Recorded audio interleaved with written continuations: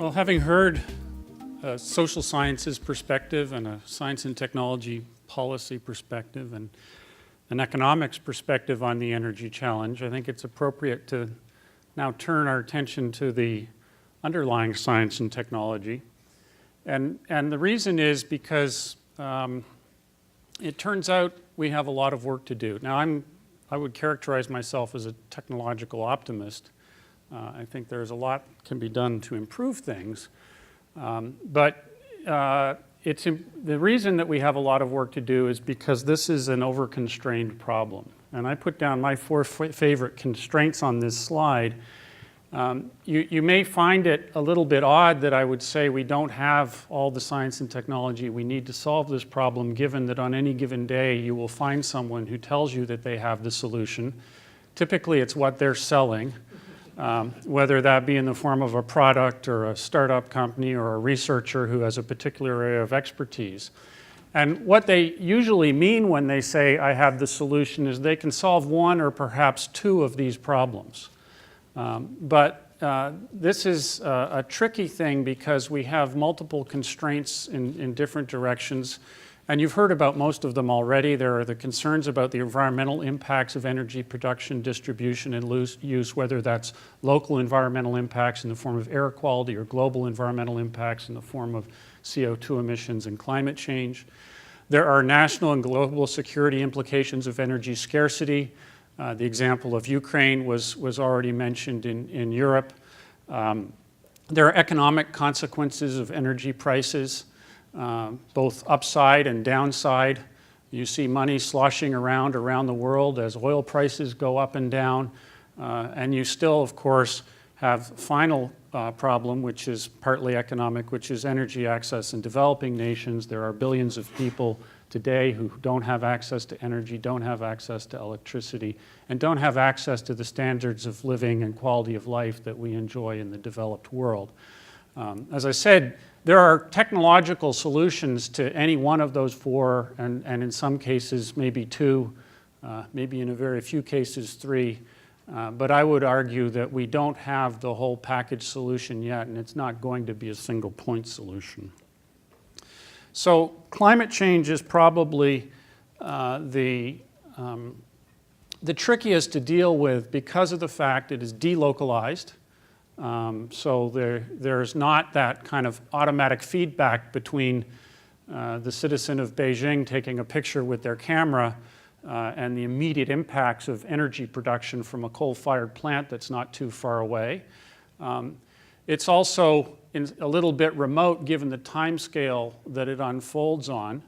We will often be prone to wonder whether or not the glorious weather in Edmonton today is due to climate change, and perhaps it is, and perhaps it isn't. No particular weather event, has a direct linkage.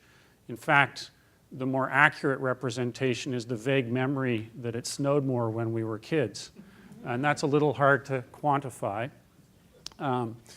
But the interconnected risks associated with it are substantial. There's economic risks, rising sea level, not so much a big deal here, but if you're in Florida, you might be concerned. The extreme weather and wildfires that have increased, and this is something which you can measure well by thinking about the reinsurance industry that worries about insuring these large risks. And actually, the fact that you see an awful lot of 100-year events in the last 10 years is kind of indicative of that. Impacts on agricultural production and energy demand, and then temperature impacts on productivity and health. There are health impacts associated with climate change, with heat-related illnesses, air quality, water scarcity, disruptions in water supply, climate-linked disease, things like concerns that we'll be hearing a lot about this summer with the Zika virus, have underneath them the propagation of particular mosquito species further and further north. And then the security impacts, social unrest driven by rising food prices. The Arab Spring, if you remember how that started, was associated with food vendors in Tunisia. And so there's there's a little bit going on there that can tie back actually to climate change. Forced migration, there are a lot of vulnerable populations in low-lying levels, in levels that are close to sea level, in places like India and China, and as I mentioned, Florida. We don't want everyone in Florida moving to Tennessee. That would probably cause social unrest.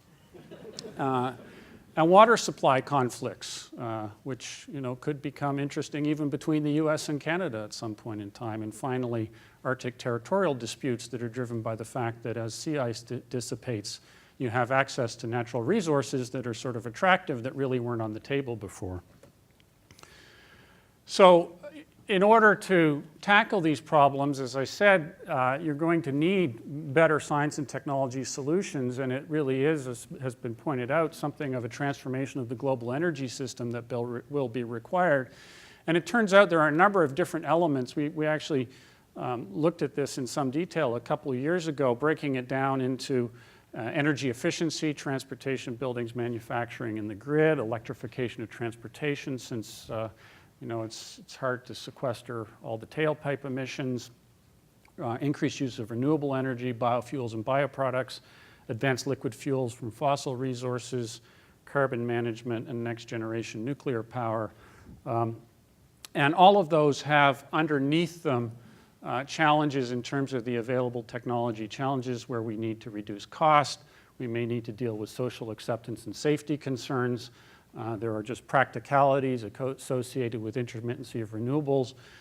There are potential technical solutions to most of these challenges, but they are not all in hand, and we do need some basic advances in science and supporting technology in order to get to a point where that interconnected set of energy sources, distribution techniques, and improvements in end use could simultaneously solve all four of those constraints that I talked about. Now, this is something that's actually going to require fairly close coupling of fairly fundamental research in terms of our understanding of materials, our understanding of biological systems, our understanding of nuclear science and technology, and their end-use application in some sort of cost-effective manufacturable product. And we like to think about this nice linear flow from fundamental research to an end product. In fact, the Department of Defense in the US has systematized it into 6.1, 6.2, 6.3, 6.4. These are actually different parts of the DoD budget. And so there's this idea that you have a technology readiness level. In a nice orderly way, you march down the path from the fundamental discovery to a widget. So out pops GPS at the end of the innovation chain. This is a great theory. It's good for explaining things to people. It bears no resemblance to what actually happens. There are new discoveries that are unexpected that may enable some kind of new product. You run into problems and you have to go back to the drawing board and tap into that basic science understanding to solve them. So there are all these eddies and turbulent flow along that nice model where you go from discovery to developing new processes to fabricating prototypes and eventual optimization and deployment, all sorts of back and forth. I run a national lab, which is a great privilege because national labs kind of sit in an interesting space along that chain. We work a lot with universities doing a lot of important fundamental research. We also work handing off to industry. And so we occupy some of that white space between the two because we're a mission-driven entity. Unlike universities, which tend to be very fertile ground for kind of the bottoms-up innovation of individual faculties and members and so forth, we can actually more or less occasionally tell people what to do and put them into big teams to co-solve big problems with a particular outcome in mind. And that was very much part of the creation of national labs, which kind of grew out of the Manhattan Project, where we had a big important problem to solve, and we had to tap into the best expertise in academia and industry in order to solve it. And it's still part of the way we work today.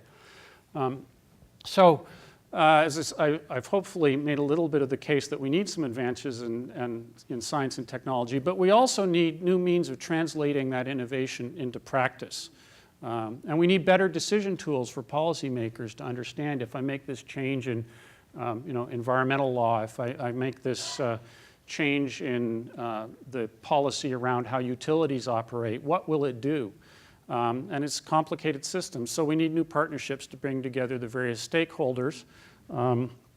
This is one example to illustrate what I mean. This is something that we rolled out last September called AMI, which stands for Additive Manufacturing Integrated Energy. So it was an effort to pull together some of the things we'd been working on at the lab in terms of new technologies, like the development of low-cost carbon fiber, which will be making important contributions to achieving energy efficiency goals for the automotive fleet, the CAFE standards that actually drive energy efficiency for vehicles in the US and really more broadly are pushing towards 55 miles per gallon by 2025. A big component of that is lightweighting, and carbon fiber is a great high-performance material. It's very strong. You would say it solves the problem. However, remember there's the 4 constraints. It's pretty darn expensive, so it's fine if you want to get a pair of really fancy skis or you're building a stealth bomber and cost is no object. But if you're trying to sell cars for $20,000 a pop, then carbon fiber doesn't work. So we're working on low-cost carbon fiber. We're working on additive manufacturing to actually cost-effectively incorporate that carbon fiber into vehicles, but also into things like 3D printing of power electronics, heat sinks. We're working on energy transfer, wireless charging of electric vehicles, two-way energy transfer. And actually, AMI was an effort to bring all these things together to kind of explore the world of the possible for distributed energy. So what you see in the photograph there is a 3D printed PUV, printed utility vehicle, printed out of carbon fiber reinforced plastic. It's actually basically the same plastic in Lego, but with chopped up carbon fibers in it to give it the strength it needs. It has a natural gas powered electrical generator and a battery. It has wireless power transfer, bidirectional power transfer to the 3D printed home, which is beside it, which also has a repurposed vehicle battery as a storage mechanism and photovoltaics on the roof, and then a smart system that connects these things all together so that when the sun is shining, you're generating electricity for use in the home and also to recharge the batteries, either ones, the batteries in the home or the batteries in the car. You can use those batteries when the sun is not shining. If the sun is not shining for an extended period of time, you can actually use the car to power the house, and all these things need to work together. And so in order to pull this off, and we did it in less than a year, we had to form partnerships with academic institutions and with companies from all over the country, and you can see some of the logos there. So SOM, for example, is Skidmore, Owens, and Morrill, a quite famous Chicago architectural firm who helped with the design of the house. We've got Alcoa, who helped us with the windows in order to reduce the energy demand to the point where this is practical. You've got to have good insulation. Companies like Clayton Homes, which is the largest manufacturer of fabricated homes in the US and so forth, and pull together this team in order to, as I said, really demonstrate the art of the possible. And of course, at the end of the day, you tend to solve the really tough problems when you have to. So it's a good idea to actually have a specific goal and the date in mind in order to get there. So that's just one example out of many. The final thing I wanted to talk a little bit about was this thing called Mission Innovation, because both Canada and the US have signed up for that. It was announced in Paris, and it's important to understand why Mission Innovation was announced. The commitments that were made in Paris were an important step to tackling the problem of climate change and CO2 emissions, but actually, unfortunately, fall far short of what is actually needed to solve the problem. So on the one hand, we may be skeptical about whether or not we're going to even achieve those targets, so that's a concern, but even if we get there, it's not enough to avoid carbon emissions on a scale that would lead to pretty significant changes that would have economic social and global stability implications. So why should we feel good about the Paris Agreement? Well, that was the reason for this Mission Innovation Commitment, which was a commitment by, I think it was 20 countries to double their clean energy R&D over the next 5 years. So the US is part of this, as is Canada, Saudi Arabia, Japan, a whole host of countries, in fact, representing the dominant fraction of the current clean energy R&D globally have signed on to this commitment. And the intent of that is that those investments will deliver the kind of science and technology improvements that I've talked about, and in particular will create the opportunity to ratchet the commitments that are in the Paris Accord.